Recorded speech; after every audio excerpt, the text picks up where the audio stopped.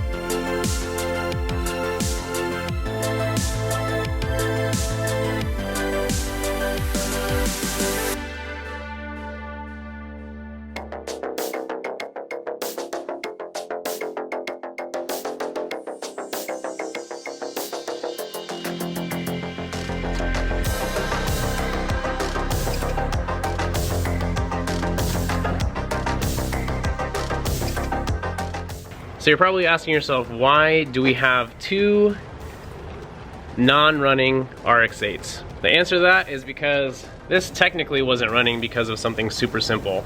So we are in the middle of switching out the clutch on this, and this will be on the road very soon, a lot sooner than we anticipated, hence the reason why we got this one. So my plans is to work on my RX8 after my S14 is done. Now, I could have waited, I could have looked around later on. I couldn't pass it up. It was something where, as far as the condition and the mileage and the price, even if it had to be on the back burner for a while, it's definitely something I wanted to pick up.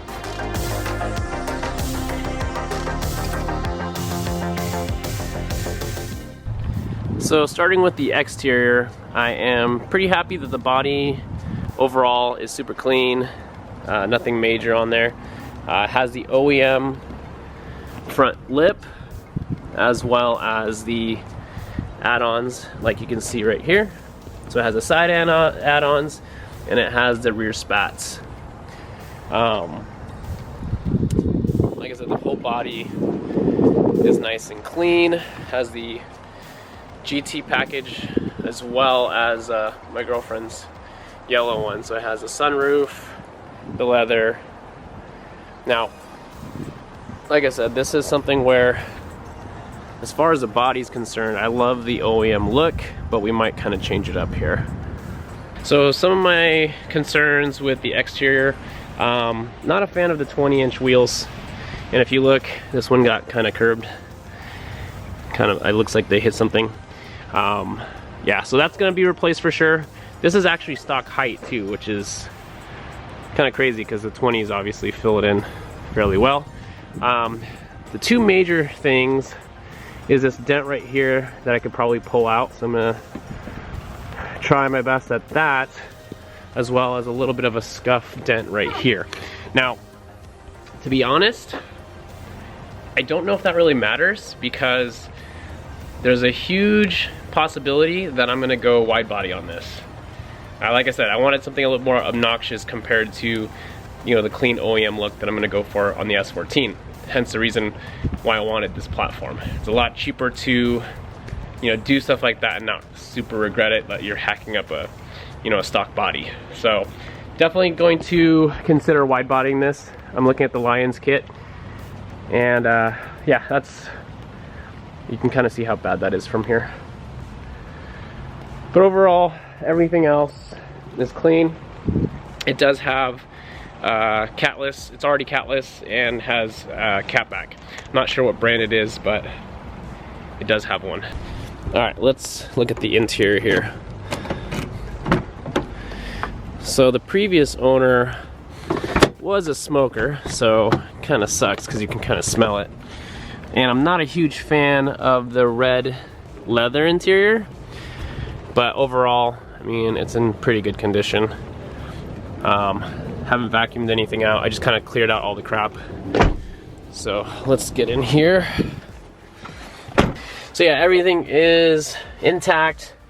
They took out the aftermarket radio, which I kind of like. I mean, I kind of want to leave it alone, but they replaced it with this double din cheap Boss touchscreen, so I'll probably replace this as well. But overall, interior looks really good. Even has this infotainment center. I'm not sure what's displayed on this. We'll find out when everything is running. But it does have that Bose audio, and it is 6-speed seat warmers. Everything is super dirty, and it also has a disc changer in the back, which I don't know if I'm gonna really use that, but yeah, super clean overall. Just needs a nice wipe down, vacuum. Definitely want to take all this out because that's kind of nasty, and I hope that's not mold. Kind of looks like mold. I'm definitely not a fan of the red leather. I don't know, maybe it's because the red is just too bright. Maybe I'll get some interior paint and just paint them black. I don't know. Tell me what you guys think. All right, let's look at the engine bay. So the motor's still stock. It has the 13B Renesis. Previous owner did replace the coil packs and wires with new plugs, new alternator, and looks like he set up a catch can right here, which I'm gonna do all this a lot cleaner. And pretty much everything else is still stock on there. And then the trunk. Now the trunk, I wish I would have recorded this because it was really bad. And I went ahead and cleaned everything inside here as well. And I even washed the carpet that's in here. So now I got everything looking factory again. Again, replaced the gaskets that were making these taillights take in water. Man, I hate that. I hate that there are so many planes that fly by here. I think we're on a flight path. I feel like I'm having to stop every 2 minutes because of planes flying by. So the reason why I got this one for so cheap is because the owner had it for almost a year sitting in his driveway because he couldn't figure out what was happening. I don't think he did a compression test. That probably would have given him a clear understanding of what was happening with the motor, at least somewhere to start. But I'm thinking, because I was able to get it to run,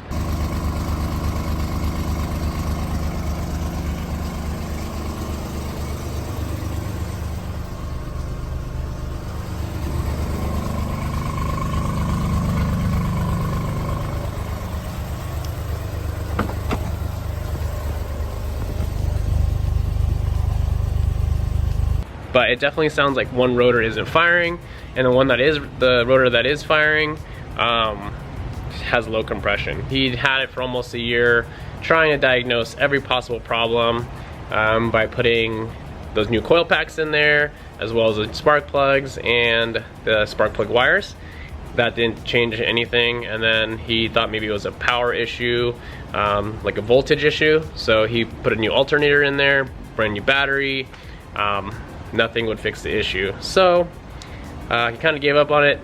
Figured that it's probably the rotor, one of the rotors. He probably blew a seal, which that's kind of what I'm leaning towards. So I was able to get this for a very good deal because of it.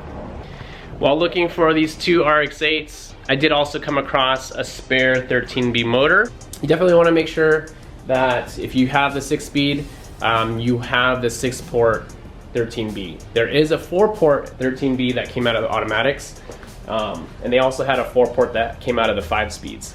So because both of our cars are the 6-speed, I wanted to make sure I had a spare 6-port, and I am happy that we have an extra one because this came out of a running RX8. The previous owner took it out only to swap in a K-series motor, which is actually pretty cool. I'm going to take this apart in a future video as well, and this will be the new motor that will go into the red one. As you can see, we have a lot of stuff coming. When everything is all said and done, we will have this on the road, hopefully by the next video. So thank you guys again so much for watching. We'll see you in the next video. Later.